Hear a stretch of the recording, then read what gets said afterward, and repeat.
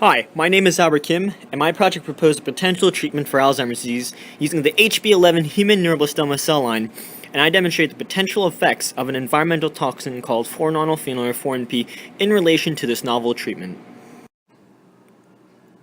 Now, what is Alzheimer's disease or AD? AD is a chronic disease that causes memory loss and dysfunction, and it is characterized by toxic amyloid deposits in the brain.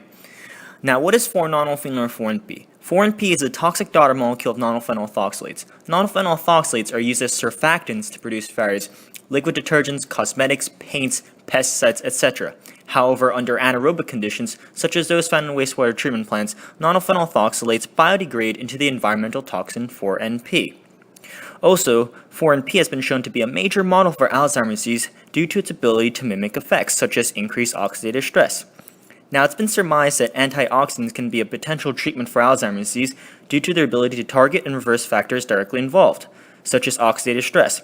Therefore, Lycium barbarum, or goji berry extract, presents itself as a potential therapeutic treatment, as it is the world's strongest naturally occurring antioxidant.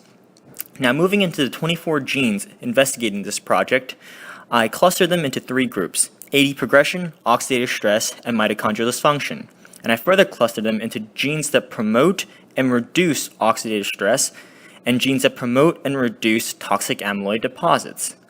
The purpose of the study was to investigate the effects of Lycium barbarum on stress response mechanisms induced by environmental toxin 4-NP, and it was hypothesized that Lycium barbarum would reverse all these harmful effects at the molecular level.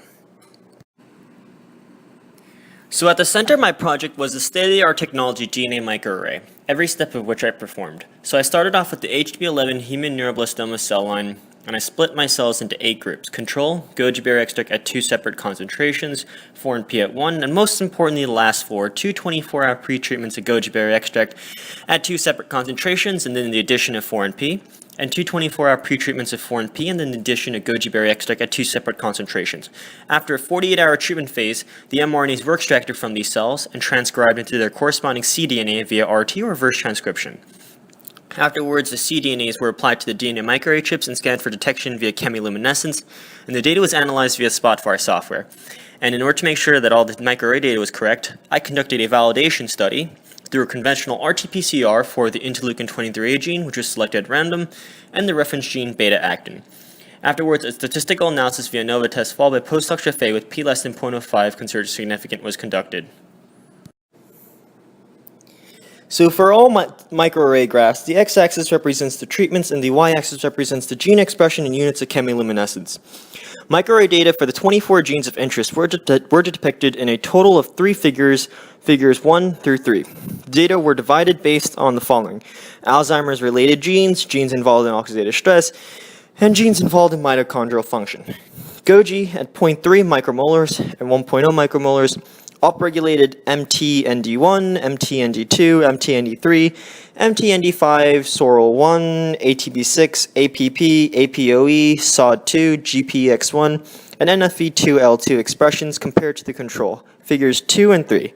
A significant increase was found for Goji at 0.3 and 1 micromolars in HB11 cells for the MTND1, MTND2, MTND3, and MTND5 gene expressions compared to the control, figure 3. While base 1, COX123, PDCD1, TUBA1 beta, CXCR4, SNX14, CAMP, ABCB1, GRA2, GSK3 alpha and beta were downregulated by Goji at 0.3 micromolars and 1 micromolar in HB11 cells compared to the control, figure 1.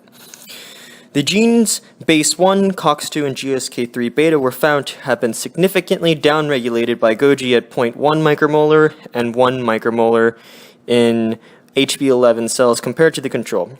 Furthermore, the GAPDH reference gene had relatively no difference at all between the groups and had no significant difference since the error bars overlap.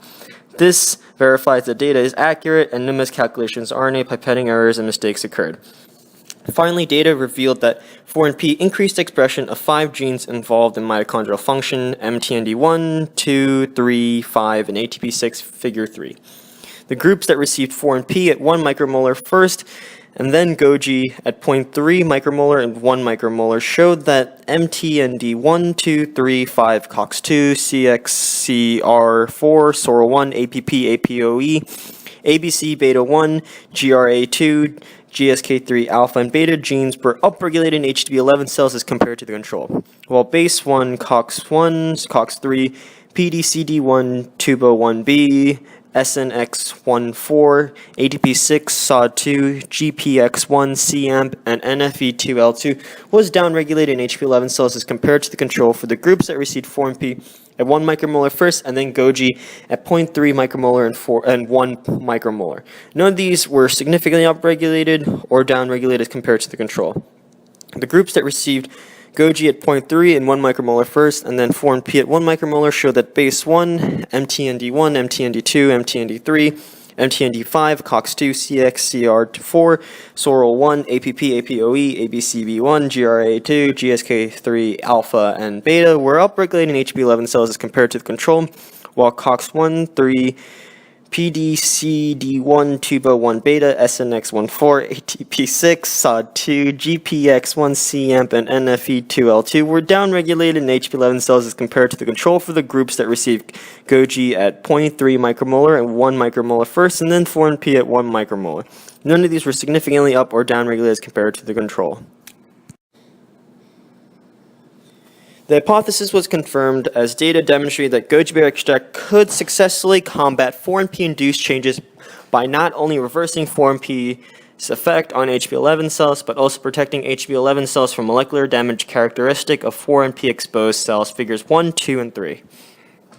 This study shed light on the effects of goji berry extract on members of the specific cellular stress response mechanisms involved in AD progression, oxidative stress, and mitochondrial dysfunction in HB11 cells. Most importantly, I'd like to add that all these effects are occurring at concentrations far below the current EP limit of 3,100 nanomolars. This project showed that all these effects occur at 1,000 nanomolars.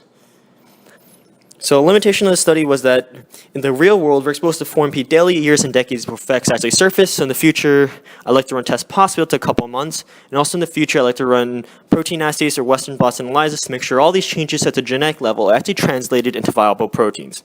All in all, Lycium barbarum presents itself as a potential treatment for Alzheimer's disease via protecting the cell and repairing against Alzheimer's disease, and also trying to bring the cell back into equilibrium. Thank you for your precious time.